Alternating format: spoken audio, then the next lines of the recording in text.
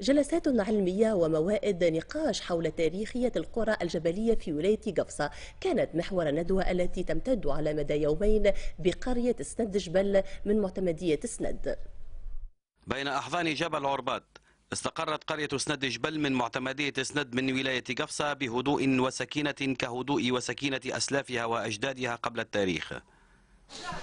وجدنا قرية تحكي تاريخا ضاربا في القدم ببنايتها العتيقة المتأصلة.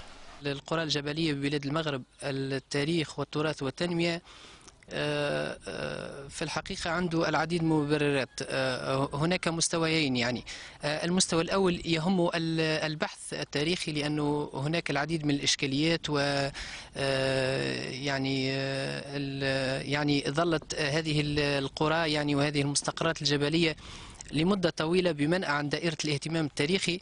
سند جبل تحتضن مغارة من مغاورها ندوة علمية بعنوان القرى الجبلية ببلاد المغرب، التاريخ والتراث والتنمية، وبرنامج دسم من الجلسات العلمية والنقاشات ومشاريع حلول للاستثمار في هذه المواقع في السياحة الثقافية. ولن بالنسبة إلى كتابة التاريخ بالنسبة إلى القرى سواء القرى الجبلية والقرى التونسية بصفة عامة، فاعتقادي أنها ضرورة ملحة في هذه المرحلة أن يكتب تاريخ كل قرية بطريقة واضحة، لأنه في كثير من الأحيان عندما يسأل إنسان عن تاريخ قريته فإن يجهل كثير من العناصر ومن المكونات الأساسية لتاريخ قرية أو حتى مدينة في بعض الحالات.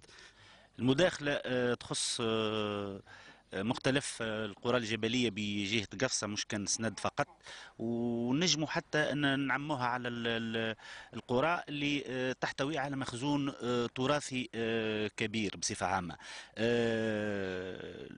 المداخلة تتمثل في اقتراح مقاربة لإرساء نشاط سياحي مستديم. مشهد طبيعي خلاب، لعل البحتورية أعظم الشعراء العرب الوصافين إن كان حيا لأراد التغني به، مقابل مشهد ثقافي سياحي فاق أدنى درجات التهميش في بيئة لا يزال أهلها يشربون مياه الآبار، وندوة علمية قيمة نرجو ألا تكون كسابقاتها في العهدين البائدين، ديباجات منمقة ولغة بديعة، واختتام بولائم الخرفان واللبن والعسل، فعناق ووداع دون رجعة.